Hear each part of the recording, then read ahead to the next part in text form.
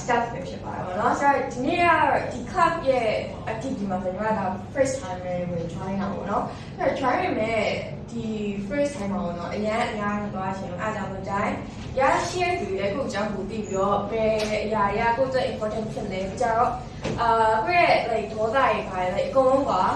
အဲ့ဒီပြဖို့ပဲဒီ psychology test တွေပေါ့နော်အဲ့ popular ဖြစ်တယ်ဒါပေမဲ့ဖြစ်ခွင့်သူရှိတော့တယ်ပေါ့ like TikTok တို့ဒါမှမဟုတ် YouTube တွေပါတော့တော်တော်များကြည့်ရတယ်ဆိုလို့ရှိရင်ဆိုတော့ဖြစ်ခွင့်တွေကတော့အတိအကျမျိုးထပ်ဖြစ်ပြီးရှိပေါ့နော်လို့ဆိုတော့ဒီစင်တော့ကျတော့ဖြစ်လိုက်တဲ့အချိန်မှာ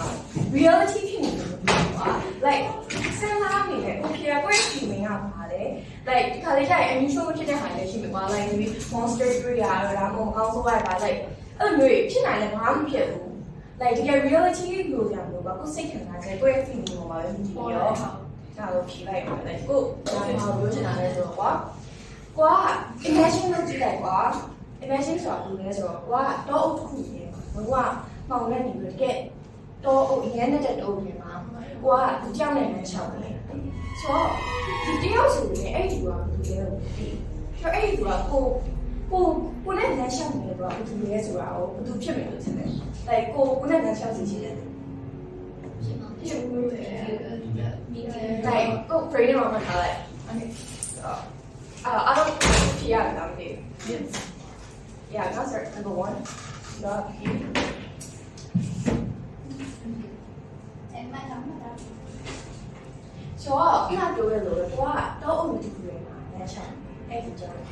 ဒါပေမဲ့လမ်းလျှောက်နေနေမှာတဲ့ဒီဆိုတဲ့ animal or the one animal ဒါမှမဟုတ် animal ဟုတ်လားပေါ့တက်တော်တာအောင်ပြလိုက်တယ်ဆိုတော့အဲ့ဒီအကောင်ကိုလည်းဖြစ်ပြီးတက်တော်လည်းဖြစ်အဲ့ဒီကဘယ်လိုပုံလဲဘယ်လိုတက်တော်လဲ like maybe ကိုအားလည်းတော့လေဆိုတာဒီကဘာလို့ကြောက်တယ်လို့ဆိုတာမဟုတ်ချင်မကောင်းသွားတဲ့สิ่งတွေဖြစ်မယ် like just ပြဖြစ်လိုက်လည်းပြောရအောင်လေအဲ့ဒီတော့ just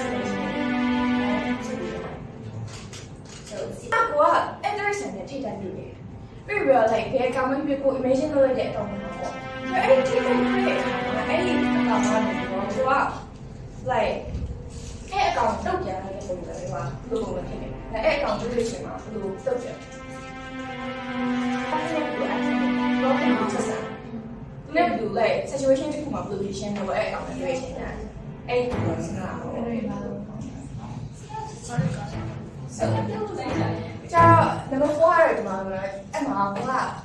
အဲ့အကောင့်လေးလည်းဖြည့်ရှင်းခဲ့ပြီးသွားပြီ။ဒါပေမဲ့ first ကိုရရောက်တဲ့အချိန်မှာညောင်ဆက်လျှောက်သွားမယ်။ဆက်လျှောက်သွားရင်လည်းအဲ့မှာအိမ်ကိုတွေ့တယ်။အဲ့ဒီအိမ်ကကိုအမြဲနေနေတဲ့အအိမ်ဖြစ်တယ်။ကျတော့အဲ့အိမ်ကဘယ်လောက်ကြီးပဲဖြစ်လဲ။ဘယ်လောက်ကြီးလဲ။နာမည်ရ